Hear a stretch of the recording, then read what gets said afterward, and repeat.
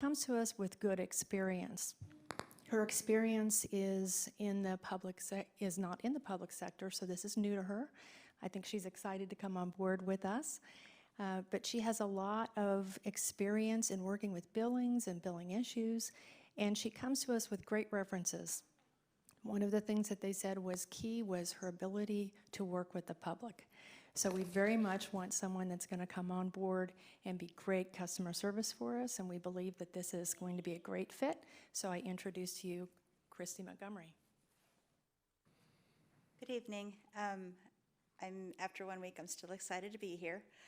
I am honored and appreciate the opportunity to work for the City of Park City. Awesome. Thank you very much. Thank you. Thank you. All right, Chief.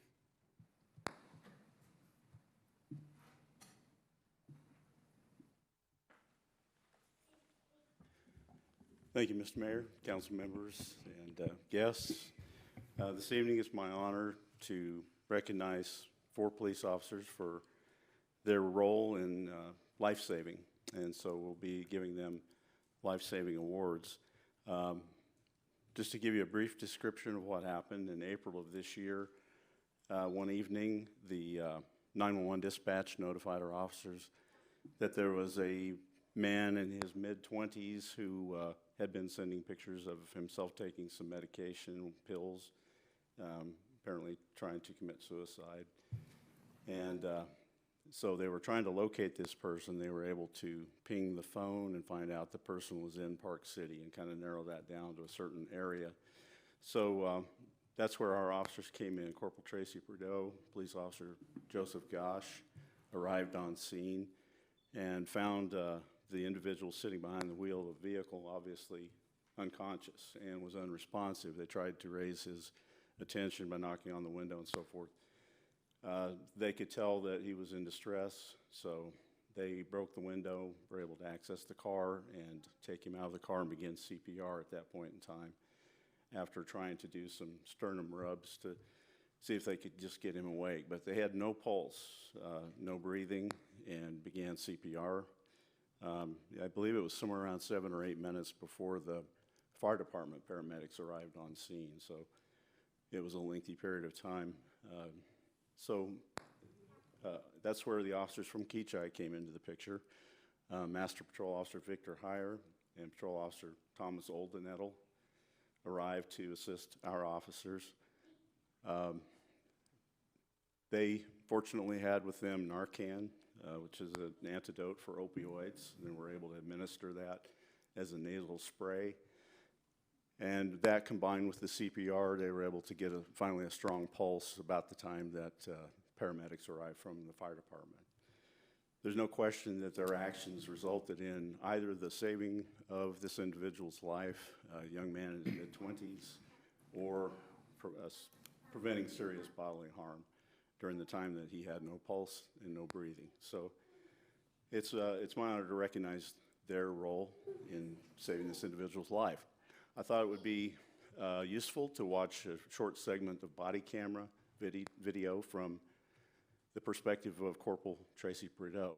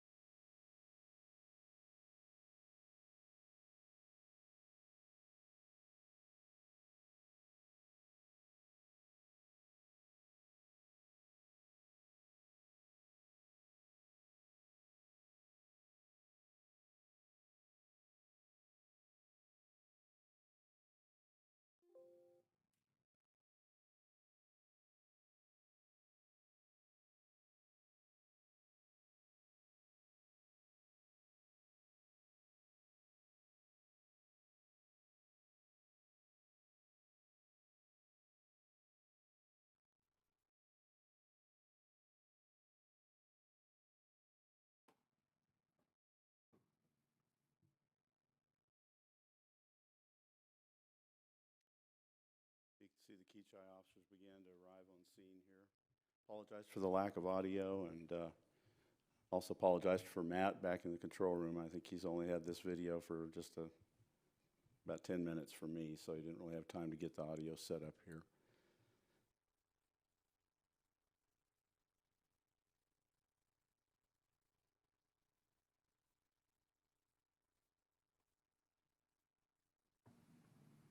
It's around this time that the KEACHI officers mentioned that they had Narcan available, and Corporal Prideaux asked them to go ahead and administer that. It's a nasal spray.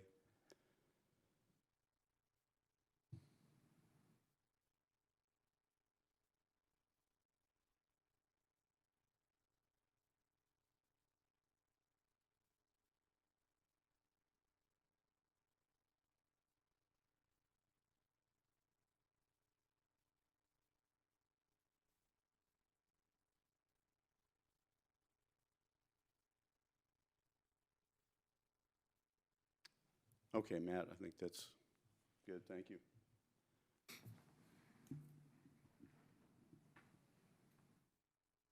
Okay. They say a picture's worth 1,000 words, so I thought it'd be instructive to let you see a little bit of what happened. So, another thing I'd like to mention is just to thank the KEACHI officers for coming over and assisting us. You know, we regularly assist one another as neighboring cities in this area, and you know, their presence here on this call probably made the difference between life and death with the presence of the Narcan. So, again, thank you guys for helping our department, and it's great to see them operate as a team and a cohesive team. So I'll call the officers up individually. So Corporal Tracy Prideaux.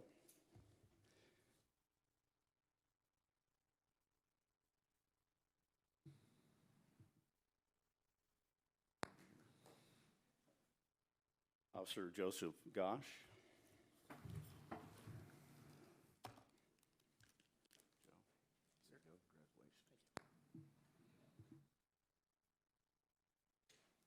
Master Patrol Officer Victor Heyer of the KEACHI Police Department.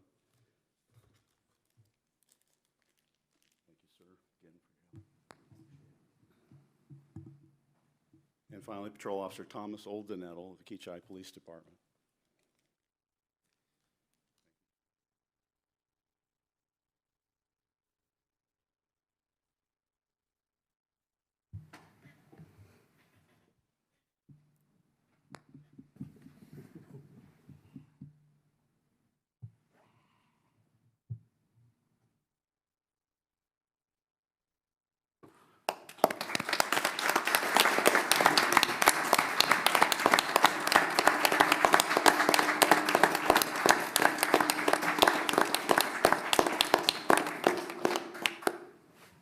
Great job, guys.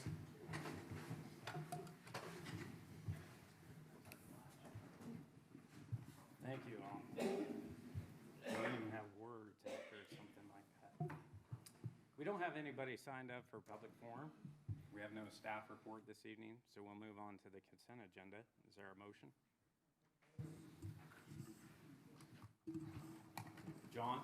Make a motion to approve the consent agenda.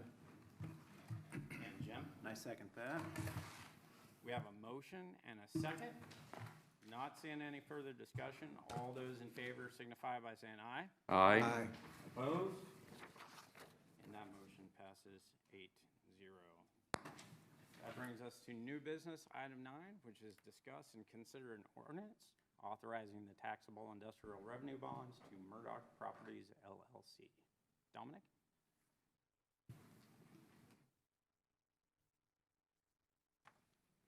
Good evening. Thank you for having me. Dominic Eck with Gilmore & Bell, the city's bond counsel. This evening we have an ordinance to authorize the issuance of industrial revenue bonds for the Murdock Properties project at 7050 North Air Capitol Drive.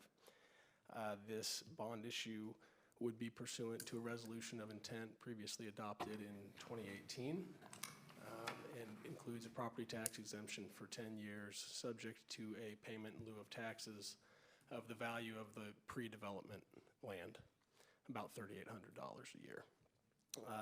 This is quite similar to many of the other IRBs that Sarah and I have been in before the council to discuss previously, but happy to entertain any questions that you may have. Okay. Does anybody have any questions? John? So this is 100% for 10 years? Correct, subject to the pilot agreement for the value of the land before the development. Okay.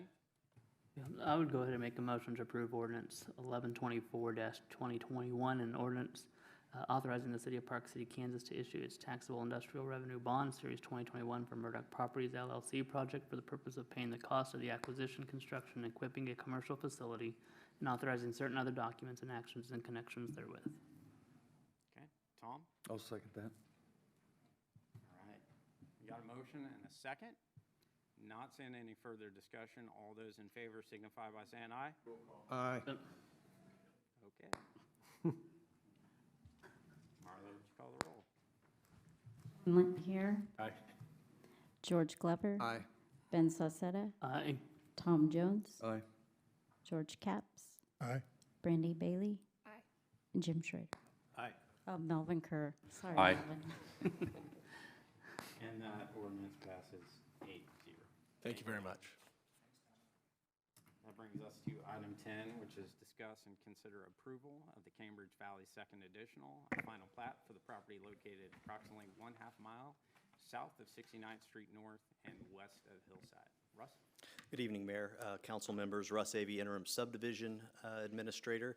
Fairly straightforward replat of the existing Cambridge Valley addition.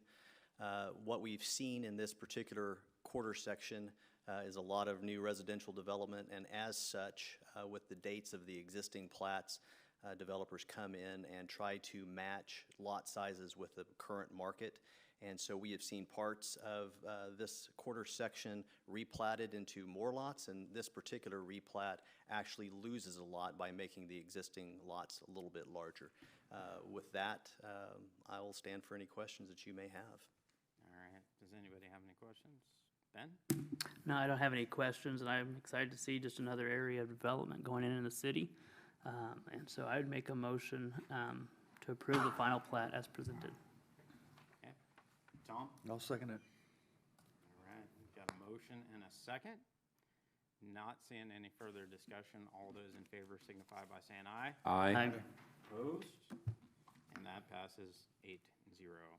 That brings us to item 11, which is discuss and consider the proposed change of zoning district classification from R1 Single Family Residential District to the L1 Light Industrial District, or I1 Light Industrial District, for property located at the southeast corner of 77th Street North and Broadway. Again, Russ Avey, Interim Zoning Administrator this time. We have about 17 acres here that is currently zoned residential, surrounded by developing commercial and industrial, as well as a new construction project for that intersection of 77th and Broadway. So again, when discussing certain projects along Broadway over the last year and the extension by the city of municipal sewer to serve this area, we're seeing more and more development applications come north along the east side of Broadway. And this is one of the projects that I have been in contact with, and Sean has been in contact with the property owner since I've been here for approximately 2 years. And with the advent of municipal sewer being able to serve this area, we are now finally starting to see interest in this corner. The Planning Commission on June 21st voted unanimously to recommend approval subject to a protective overlay with several conditions to protect the single-family home to the south. Even though there is the one single-family house to the south and one across 77th to the north, we received no protest, no concerns, and no comments during the Planning Commission meeting in opposition to the request. The applicants were fine with the conditions of approval as modified during the Planning Commission hearing, and you have those in your staff report as well as the findings of fact. If there are any questions of me or the applicant, who I believe is in attendance as well, feel free to ask. Tom? I don't have any questions. I was going to make a motion that we approve the zoning change for zoning district classification from R1 Single Family Residential District to I1 Light Industrial District for property located at the southeast corner of 77th North and Broadway. you like to approve the zoning change with the protective overlay as recommended? And I would do that. I would, yes. And approve that zone change with protective overlay modifications and conditions? Yes, I would. I would include that in my motion. And deny the zone change and protective over. Okay. What?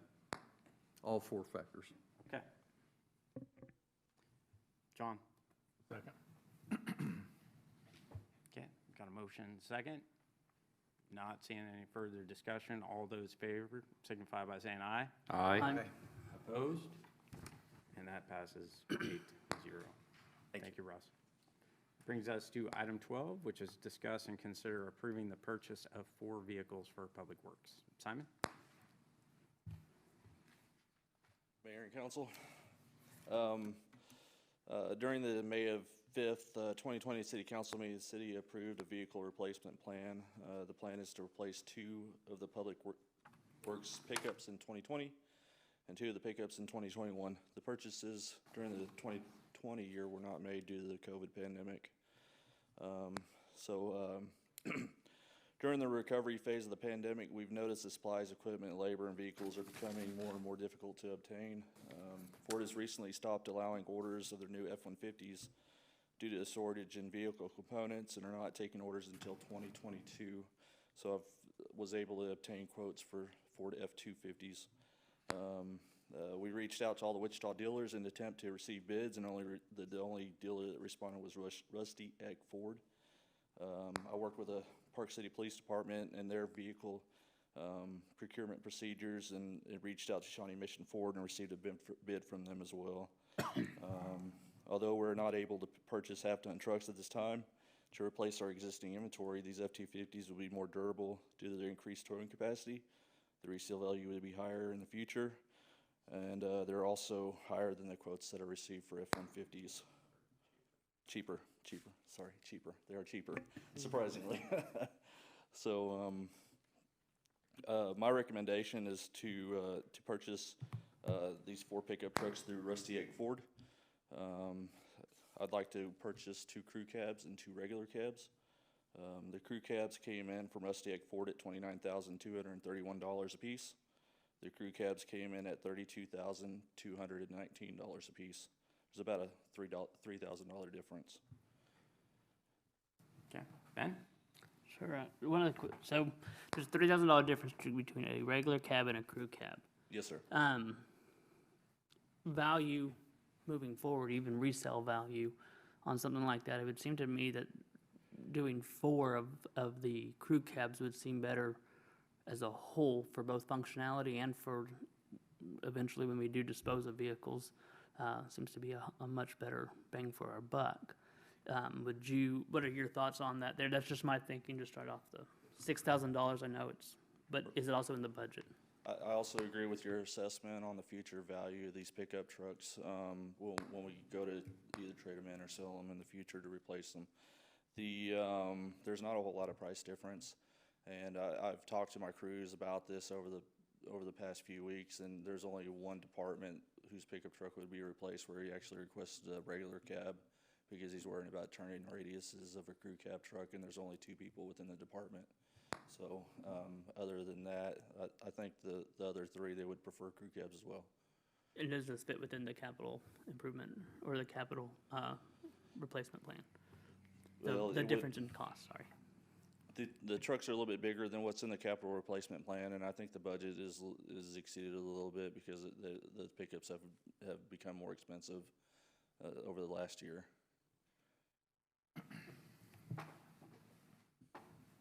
Okay. Melvin?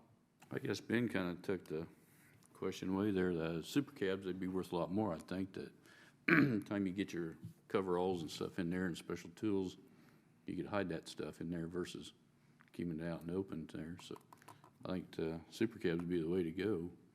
But you think one guy wouldn't want that for sure, huh? The maintenance department truck's scheduled to be replaced, and it's they would rather have a regular cab truck there. Okay.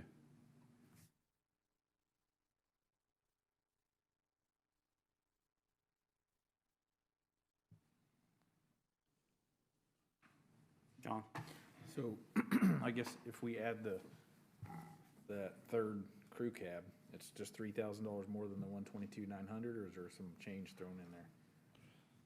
Right, so when you're looking at the bid itself, when Rustiak submitted their bid, you see a one that says like A and then one that says A1. Yeah. So A1 would be after the end of the month on what does it say, by July, I think that says 23rd, I think is what it says, that there's gonna be an increase on the price of the trucks. I just need to, for the motion, I need to know the total amount. If you're doing a crew cab. Yeah, that- it would be one regular cab pickup at $29,231, and 3 crew cab pickup trucks, if you so motion, for $32,219 each. Give me that first one again. $29,231. $32,000. 25,888. Okay. I'd make a motion to approve the purchase of 1 regular cab F-250 and 3 crew cab F-250s from Rustiak Ford in the amount not to exceed $125,888 to be paid out of the capital equipment fund. I think you should go 127 just to be safe. I would just hate to put a not to exceed, just in case there's some little thing in there. Yeah, 127,000. It's fine with me. All right, Ben? Second. Tom? I'm struggling with deviating from what staff's asking for. They said they wanted a regular cab pickup. Crew cabs, 2 more doors you're hauling around, like you can throw stuff in the back of it, but you got a shorter bed usually. So are we losing the utility there? No, we're not gonna use any utility, I don't think at all. We're losing 1.5 feet of bed space. It's not a whole lot of utility. But we're also increasing capacity where the guys could, I'll use my truck as the example right now. If you go out to my truck in the parking lot and you look inside of it, the passenger seat is full of tools because I don't want them in the back of the truck. You know, and I have to keep those tools safe. I don't want them to be stolen, so I keep them inside the cab of the truck. You know, this gives them an opportunity to do that too. We've had a couple break-ins in our facilities, and they target the tools that are in our trucks, it seems like, each time, and it'd just be a little bit more secure on what we're doing too in that aspect. But it also gives the crews opportunity to go out and deal with issues as a team versus a bunch of different trucks responding to the same problem. Okay. John? I'll just to touch on that, I agree with Ben. Like, I think the cost benefit of having a crew cab that's valued way higher, and I'm gonna guess we're gonna probably keep these 5 to 7 years, maybe longer. And if you divide that by the 10 years, divide that by the 3,000, I mean, the cost is minimal. So I feel like our return on investment is better if we go with the crew cab, especially 10 years from now. Okay, Melvin? Well, to address Tom's concern there, there's only, what, 1.3 feet difference between the two? Yeah, One's yeah. 8 foot and the other one's 6'9" or something like that? You're actually, yeah, you're correct. It's not 1.5 feet. It would be 1.4 inches because a short bed F-250 is 6 foot 8-inch bed. That's right. And then a long bed's 8 foot long. Okay. All right, we got a motion and a second. Not seeing any further discussion. All those in favor signify by saying aye. Aye. Opposed? And that motion passes 8-0. That brings us to item 13, which is discuss and consider approving the purchase of a brush cutter for the skid steer attachment. Simon? On May 11th, 2021, council approved the purchase of a track skid steer. The skid steer purchase is made is going to make it safer for us to maintain the city's dedicated ditches. We have a variety of skid steer attachments in stock right now that we'll just transfer over to the new unit that we'll be able to utilize, but we do not have a mowing attachment for the skid steer at this time. This new attachment will allow Public Works to brush hog and clear small trees from the drainage easements with relative ease. This purchase will be paid utilizing the Special Streets and Highways Fund. I recommend approval for a sum not to exceed $11,217 to purchase a brush cutter attachment for the skid steer from Foley Caterpillar. Ben? Sure, I had a question here, and I appreciate our chair for the stormwater being here tonight as well on this. Would this be something here with this brush cutter that would be able to help in some of our ditches, like along the Evanston, Denver area, keeping that area cleaned out as we make through that? Yes, exactly. This brush cutter will cut, I don't want to say it really publicly, but it'll do up to 8-inch trees. I don't plan on them chopping down trees that are 8 inches tall with a brush cutter because I'm worried about where it's going to fall. But a lot of the trees and brush that we have within our drainage easements is considerably smaller, so it'll be able to take care of a lot of this stuff. It's a heavy-duty piece of equipment that is going to serve the city well as far as what we need to do on these drainage easements. And I appreciate the work that you and Zach and the Stormwater Committee have done on addressing some of these. I know it's still only part of the usage of this, but I know it's going to go a long way in helping address some of those issues. So with that, I'd make a motion to approve the purchase of a brush cutter skid steer attachment from Foley equipment in the amount of $11,217 to be paid out of the Special Streets and Highway Fund. Jim? Looks like a pretty useful piece of equipment, so I would second that. Right. We have a motion and a second. Not seeing any further discussion. All those in favor signify by saying aye. Aye. Opposed? And that motion passes 8-0. That brings us to item 14. You're on a roll tonight, Simon. Discuss and consider the approval of a letter of agreement with Wilson and Company to conduct a drainage study at the Park City Edition, OWEN'S Edition, and portion of ZONGKER'S Edition. So with the Stormwater Committee, we've approached them and asked them what areas do we need to start tackling first.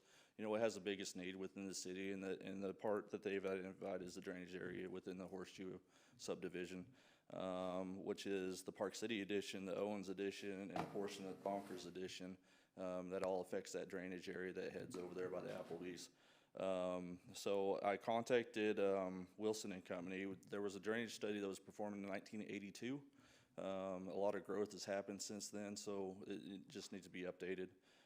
That way we can start tackling those issues and budgeting in the future for maybe a road crossing, culvert systems, or whatever we have to do to try to eliminate some of that flooding issue in those areas. So I'm recommending approval of a letter of agreement with Wilson and Company to conduct a comprehensive assessment of both our water, I got the wrong thing, stormwater. Yeah, it'd be the stormwater system within the Park City Edition, OWEN'S Edition, and portion of the ZONGKER'S Edition. The assessment will be comprised of two primary tasks. The first would be existing condition review, and then number two would be the alternative analysis. At the conclusion of the evaluations, recommendations for improvements will be provided, as well as preliminary costs that can serve our basis for a long-term capital improvement plan. This item is unbudgeted. The total cost of the evaluation will be $39,850 and is broken down as the task one of existing condition review, which is $9,530, and task two, the alternative analysis, which is $30,320. I've included the Wilson letter of agreement for the drainage study, and staff recommends approval. Tom? This has been a long time coming, getting something going, but it's too bad it's just a study and we're not laying pipe or doing anything in there. But I'm gonna make a motion that we approve and authorize the mayor to execute a letter of agreement with the Wilson Company in the amount not to exceed $39,850 to be paid out of the Stormwater Utility Fund. Melvin? I'll second that. All right. We got a motion and a second. Not seeing any further discussion. All those in favor signify by saying aye. Aye. Opposed? And that passes 8-0. Thank you, Simon. Thank you. That brings us to item 14, which is discuss and consider a letter of approval of a letter of agreement. Sorry, I'm on the same thing. 15, discuss and consider the Sedgwick County indication revenue neutral rate for the form of the 2022 budget process. Good evening. As you're all aware, the enactment of Senate Bill 13 and Senate substitute for House Bill 2104 repealed the tax lid for the 2022 budget and implemented a revenue neutral rate, which is referred to as the R&R.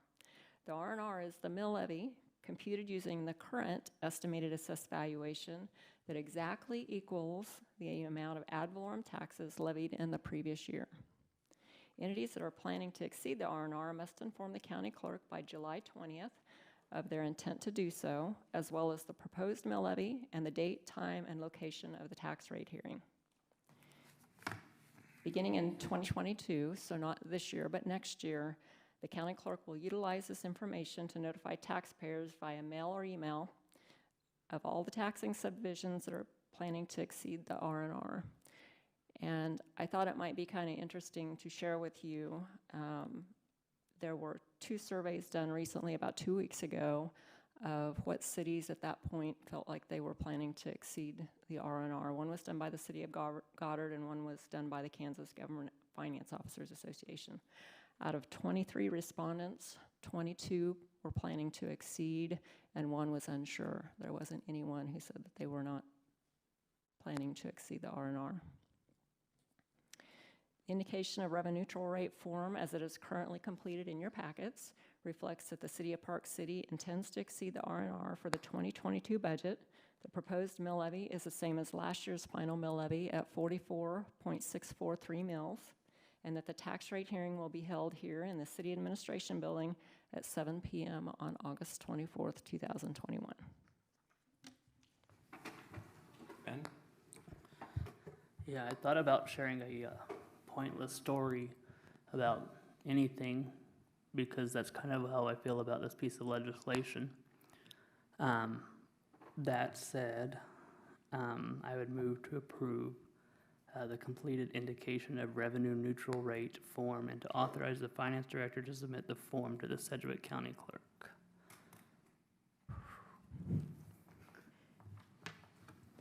John? Second. All right, we got a motion and a second. Not seeing any further discussion. All those in favor signify by saying aye. Aye. Opposed? And that motion passes 8-0. Thank you, Dee. That brings us to item 16, which is the ordinance amending sections 1-213 of the municipal code relating to the code of ethics. Doug? Mayor and council, this is a change that, as is set out in the staff summary, is really driven by the fact that we're now receiving significant federal funds under the ARPA provisions because of the COVID pandemic. And the regulations that the federal government has with respect to conflicts of interest in procurement of services and bidding for the provision of services.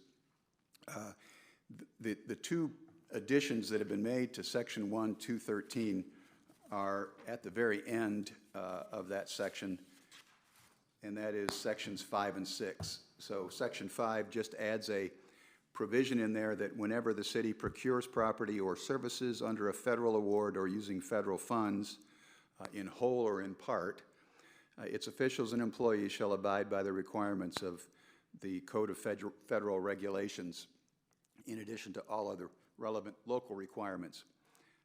The difference between the Code of Federal Regulations and our local requirements is pretty minimal.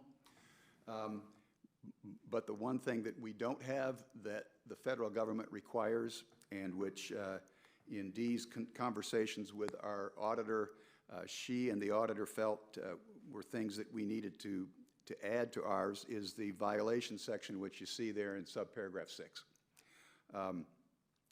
Our existing code of ethics it's pretty comprehensive, and it's pretty limiting, and it's pretty clear on what we as employees, what we as officials, and you as elected officials should and shouldn't be doing with respect to your interaction in your official capacity with people who the city does business with. But we never did have anything that said what happened if we violated that. State statute, I think, kind of covers all of you, because if you're involved in that, there's potential for you to be removed from office under the state statutes. But there wasn't anything that indicated that employees or appointed officials could be subject to discipline, and that's now been added in subparagraph 6. I would also say that as a matter of policy, again, because of discussions that Dee had with our auditor, it's likely that we will implement a policy where we ask you and all of us that are obligated to indicate any conflicts of interest that we have. We're probably going to do that on a yearly basis now and have that reviewed. I think several of you may have, in years past, filed a document disclosing any financial interest that you or your spouse or your immediate family had that exceeded a certain dollar amount. But I don't know that we have been real vigilant as staff in updating that and reminding you about that every year, and that's something that I think the auditor feels like we ought to be doing. I'll be glad to answer any questions. Okay. Does anybody have any questions for Doug? I will stress again, this doesn't really change anything about our policy. It makes a reference to the Code of Federal Regulations so that it's real clear that we recognize that they have a similar conflict of interest code as we do, and then adding the violation section. Okay, Tom? Well, I'm go ahead. sorry, Jim, then Tom. Jen? I didn't buzz in yet. John, sorry, I'm on the wrong side of the table. I'll make a motion to approve ordinance number 1125-2021, an ordinance amending section 1-213 of the Code of City of Park City, Kansas related to the Code of Ethics for public officials and employees, and repealing the original of said section 1-213. All right. Roll call vote. Tom? I'll second it. All right, got a motion and a second. Not seeing any further discussion. Marla, would you call the roll? John Lanier. Aye. George Glover. Aye. Ben Salcetta. Aye. Melvin Kerr. Aye. Tom Jones. Aye. George Capps. Aye. Brandy Bailey. Jim Schrader. Aye. And that ordinance passes 8-0. Thank you, Marla. Brings us to item 17, which is considered an ordinance amending Article 6, Section 100 of the zoning regulations of the City of Park City, Kansas. Doug? Mayor and Council, this is the end result of a couple of meetings and discussions that the council has had, and also a public hearing and significant discussions that have been had by the Planning Commission regarding the storage and temporary occupancy of recreational vehicles. What this ordinance does tonight is really just get down in writing the changes that you directed me to make and talked about doing at your last meeting. This clarifies the definition of recreational vehicle, establishes a permit that would allow limited occupancy of an RV on a person's property in residential areas, directs that a fee be charged for the issuance of the permit, and that the permit be location-specific, and that it be required to be prominently displayed on the recreational vehicle during the time that it's temporarily occupied. And then finally, allowing for an exception to the 2 permits per year and to the 15 continuous day limit, and in fact, the fees, if that was appropriate, when the council determines that there's some emergency or some real extenuating circumstances, that could be done. Okay. Does anybody have any questions for Doug? All right, we got one person signed up to speak, Matt Stillwell.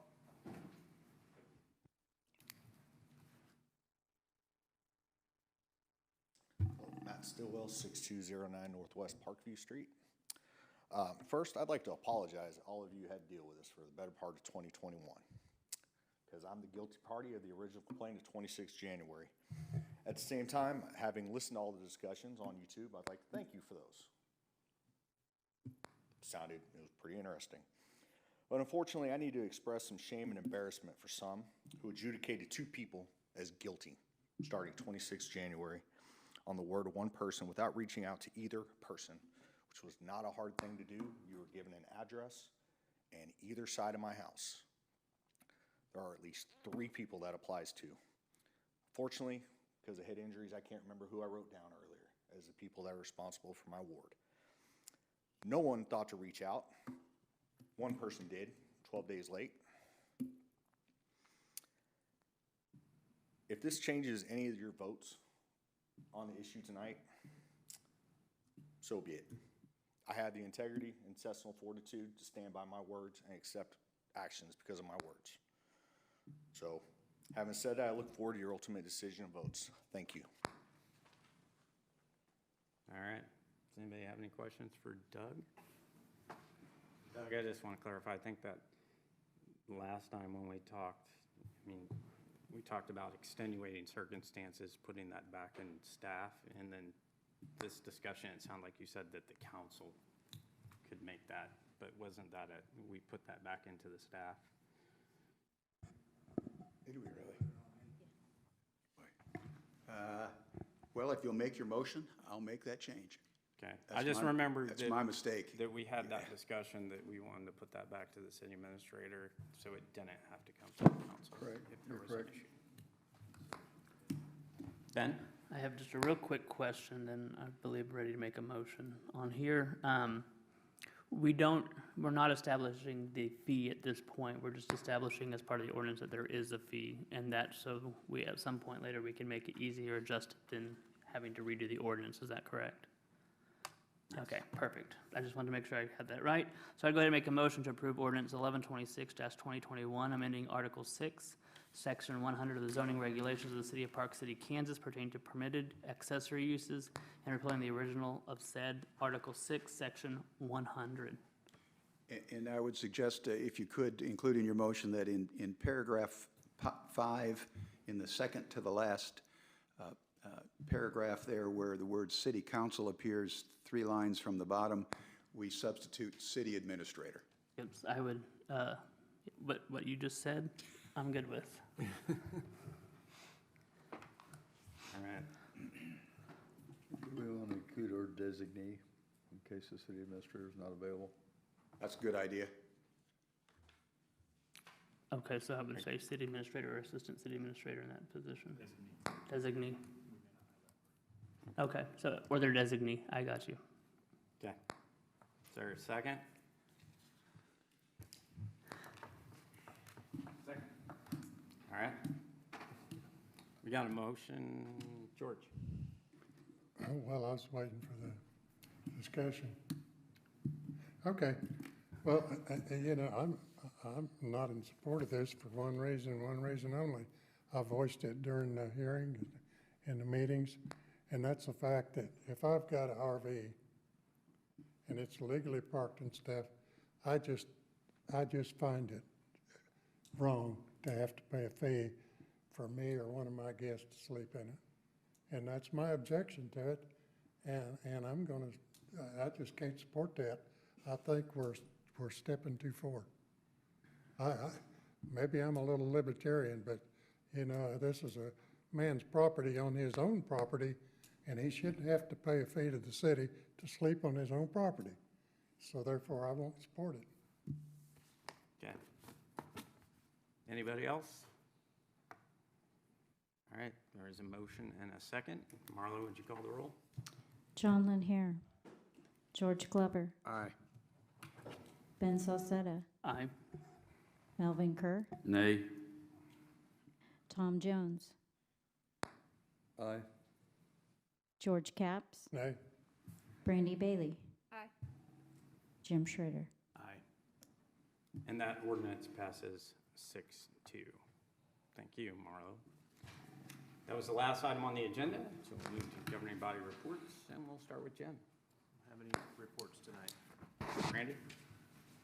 Community Relations Board met last night, and we felt the 4th of July was a success. I want to say a big thank you to John and Jim for coming out to the park and assisting with handing out items, and then to Ben and Sean for setting in the dunk tank. I appreciate you guys coming out and helping there. And then New Anthem, this wouldn't have been a successful event like it was if we didn't have New Anthem's volunteers out there.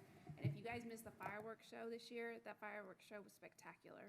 And hopefully it'll get better next year. So. Might be a good idea to say who sponsored that fireworks show. Crosswinds Casino. All right. George? The only thing I got is I've noticed a lot of people in the ward are improving their homes. They're sprucing things up, they're putting paint on, and things are looking better, and I think it's great. That's all I have. Okay. Tom?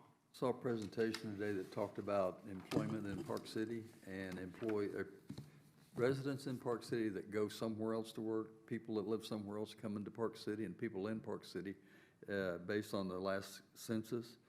And it showed that there's 3,332 people driving into Park City every day to work, which I don't know where they're all going, but that's a lot. There's 159 people reported that they live here and work here, and there was 3,629 driving somewhere else to go to work. So it's kind of interesting. So it's almost 50-50, not quite, but almost 50-50 coming and going to work here, so. That's all I got. Melvin? I don't have anything. Ben? Yeah, I do want to say thank you to the Community Relations Board, to New Anthem Church for their work, to Crosswinds Casino for sponsoring the event. I heard some good positive feedback as far as, especially on the fireworks display this year, so thank you to each one of those that have put in time. And that I do also want to say thank you, Mr. Stillwell, for coming tonight here and speaking concerning this last ordinance.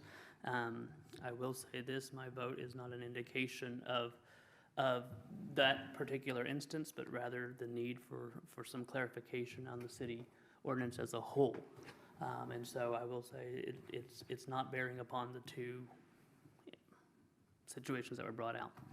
But I do appreciate you coming here. I do appreciate our city staff as well for all the work. We've had a lot of discussion over various boards, various departments, this evening, whether it's been Public Works, our police department, or just administration stuff, and I appreciate that.